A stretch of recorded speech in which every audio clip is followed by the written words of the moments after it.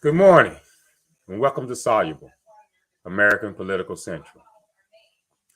The day is May the 4th in the year 2022. The current political state of affairs. We're looking for a solution. We're looking to solve the tense state of the political climate in America today. As I said before, for the Democrats, the way to solve it is to vote. Vote, vote. I can't say it enough. That's the only thing we need to do is to vote. But when we send our elected officials up to Washington, D.C., how do we get them to do the job that we sent them up there for without being timid, without making members of the opposition party feel like they're doing something wrong or saying something wrong? What do we need to do to get our Democratic representatives on the Hill and in the Oval Office to grow a spine, to do the work that Americans have sent them up there for? The majority rules. So we have no reason to be discouraged or hesitant because of what the minority is saying. If we're in power now, obviously the Republican Party is the minority party. We can't let voting be a hassle, because if we let voting be a hassle, then we're going to be hassled until the next election cycle comes around. We see that members of the opposition party are doing everything they can to turn back the hands of time, to make voting harder, more difficult, to put restrictions on voting. Why? Because they can't make the case to a change in demographics.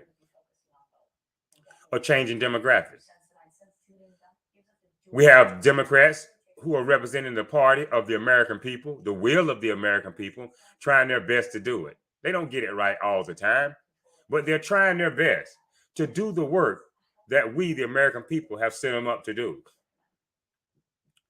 We have two senators who are not in the loop, who are not in lockstep. Senators Manchin and Senator Sinema. When the time comes for them to make the case for re-election, we need to send a strong message. And we need to understand and try to figure out, how do we get our voters to the polls? How do we motivate them? How do we encourage them? As I've said before, for Negroes in America, I feel like the Democratic Party, the party of the working family, is the party that we should align ourselves with. Neither of the two parties are perfect, but this is the party that works best for Negroes in America. On the other hand, we have the party of Trump. And you can't be a Republican Party for the American people and the Republican Party for Donald Trump. They're two different animals. They're two different things. Because as we have seen, 45 does not care about the Constitution. He does not care about laws. He cares about trying to find ways to go around them, trying to find ways to undermine them. Terrified of a changing demographic. Can the Republicans make the case? I'm an open-minded voter. I'm an open-minded person. Make the case for why I should go into the ballot box in November and pull the switch or fill in the box for a Republican candidate. Where are we? Right now, we're currently facing a world crisis in Ukraine, with Russia having invaded Ukraine. And then you have these so-called Republicans who are now seen to be congregating to the corner of Russian Republicans. You have 45 saying at the start of the war, at the onset of the invasion in Ukraine, that this was smart and savvy. Huh? Are you kidding me? What is so smart and savvy about a man who invades a country and kills women and children? Where's the smartness and savviness there? Can these Russian Republicans, who so much adore or affectionately admire Vladimir Putin, let him move to Russia? Maybe Putin can carve him out of space in Siberia. where they can live happily ever after. Because it'll never work in America. You have an autocrat, and then you have a democracy. If Russia and Putin are so much on the right side of history and so much doing the right thing, as I said, why don't these Republicans who are discontent with what's going on in America and who are so unhappy with what's going on in America, why don't they take a one-way plane ticket to Russia? Life would be a lot better for them there. There's no change in demographic. There's no right. There's no left. There's only one way. And that's Vladimir Putin's way. 45 treated Ukraine as some insignificant other, as if they didn't matter as a country. As a matter of fact, he got impeached for violating policy as far as making bribes. If I give you aid, then you give me something in return. This is unheard of in American politics. But this is where 45 took Ukraine and emboldened Putin to invade the country by handling President Zelensky of Ukraine like he did, to treat the country as if it didn't matter, as if the freedom that they sought to live under and the democracy that they was trying to build in Ukraine was not relevant. It wasn't important. And now we see the consequences of this action. Up until recently, Russia had detained American citizens, unjust, wrongfully detained, without fair trials, sham trials. But yet we have a president on free American soil having the nerve to praise Vladimir Putin. Thank God for Joe Biden. Trevor Reed is home now with his family. But there's still work to do. Could you imagine if 45 had won a second term? This young man who served his country with honor, from by all accounts, Mr. Trevor Reed, he'd still be over there languishing, suffering in a Russian prison, having done very little to no wrong. Not wrong enough to warrant him permanent incarceration with no end in sight. Thank God for Joe Biden. But we still have work to do. We have Paul Whelan. We have Brittany Griner. Paul's life matters. Brittany Griner's life matters. And we're confident that Joe Biden will do everything in his power to bring them home. This is what American leadership looks like. To engage, to debate, to negotiate, and secure release for wrongfully detained Americans overseas. But this is what the party of Trump supports. Vladimir Putin only attacks his own former countries or his own former Soviet territory. So they say. This is dangerous for democracy. And this government, this democracy, is the last best hope for mankind.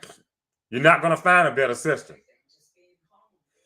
But the system will not work for you unless you engage in it. This is a system where we have to vote every 4 years, every 2 years. The local elections, we have to vote. If it is a hassle to vote, then you will be hassled. Because the Republican Party is not the party of America. It's the party of Trump. Or whichever one individual that represents the Republican Party attempting to get into the Oval Office. Here's where we are.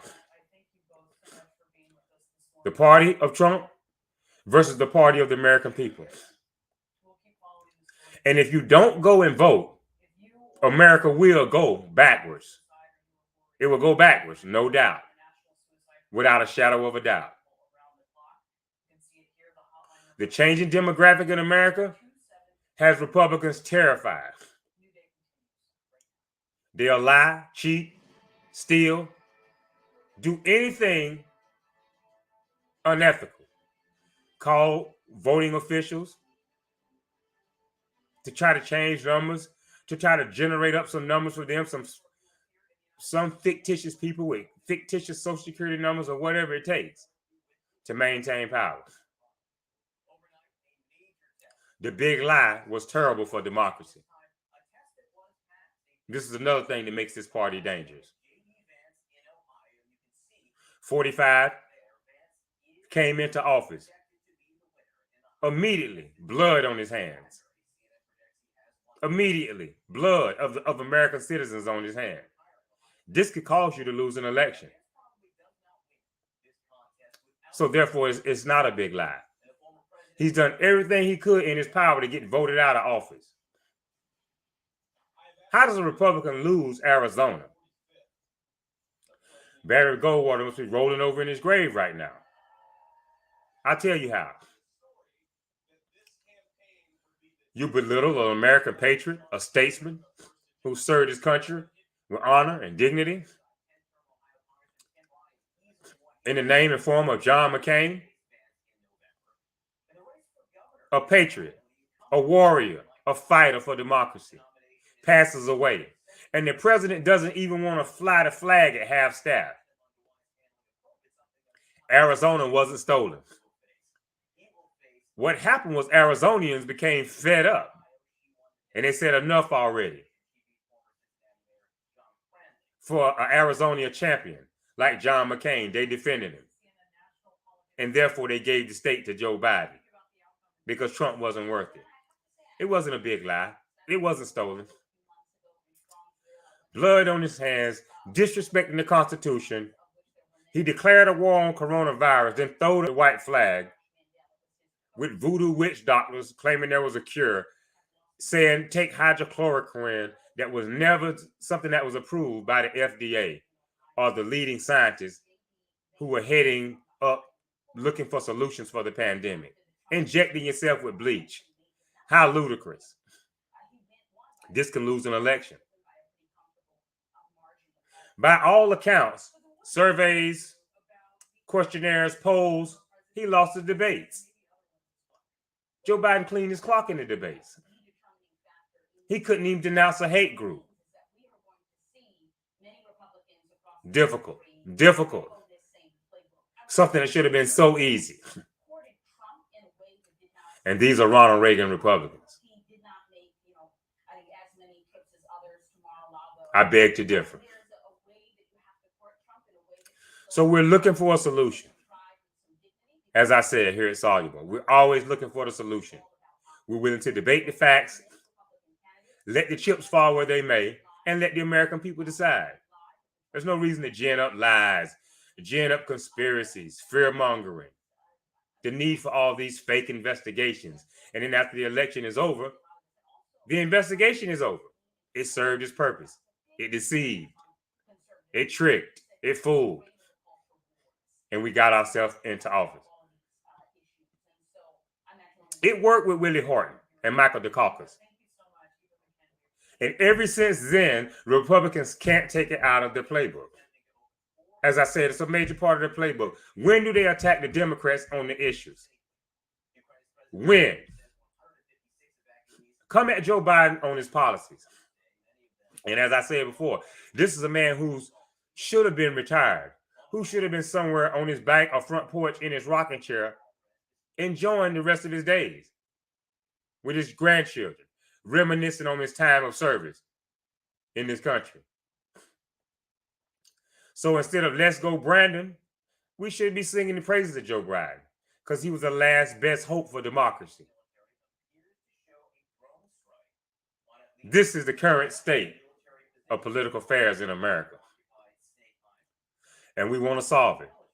We don't want to continue to see chaos. We don't want to continue to see polarization, where the parties don't work across the aisles for compromise. That seems like a long bygone era that we need to get back to. Let's solve it. As I said, Democrats We need to vote. There's no other solution for us but to go to the polls. Mail in, absentee, early. We need to vote. And as I said, the Republicans are trying everything they can to gut and take away your right to vote. They're trying to gut the voting laws. They're afraid of a changing demographic. They know they are a party in the minority. And they can't win without cheating. They can't win without underhanded tactics. And that's a shame. At the most, right now, the president, the former president, 45, have 72 million to 70 million supporters in this country who try to get him a second term. But the majority rules. Let's solve it. Let's solve it by going to the polls. On the Republican side of the aisle, let's solve it by making the case. Let's solve it by making the case. We will continue this discussion on tonight concerning the current state of political affairs in America. And we're constantly looking for ways to solve this crisis, to solve the state of political affairs in America now. As I said, the polarization, the unwillingness to compromise. If we can at least turn the Republican Party, which has become the party of no, into a party of maybe, we come a long way. We've done something right. So we're going to close now, but we will be back on this evening to continue to try to make the case of solving the American political climate as it is right now, full of turmoil, chaos, bickering. So I ask you to stay tuned for our evening broadcast. And until then, stay safe, stay blessed, and stay vigilant in your political affairs. This is Soluble, signing off. Thank you.